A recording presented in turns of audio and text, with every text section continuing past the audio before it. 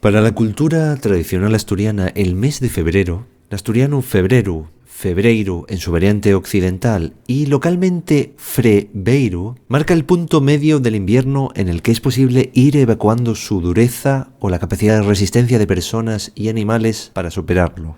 Al tiempo, ir atisbando el inicio de la primavera y las expectativas del nuevo año. En febrero se celebran las horas crecientes de luz solar, en celebraciones plenamente como la Candelaria y el inicio del nuevo ciclo agrario, inaugurado por las fiestas ancestrales del Antroxiu. ¿Acaso las nuevas promesas o esperanzas de abundancia para el nuevo año pueden explicar, a la luz de algunos refranes, la tercera variante citada como nombre del mes de Frebeiro, donde más allá de la mera metátesis sobre la raíz etimológica de februarius, pudiera constatarse un cruce con freba, carne, figuradamente resistencia física y anímica, o por extensión alimento.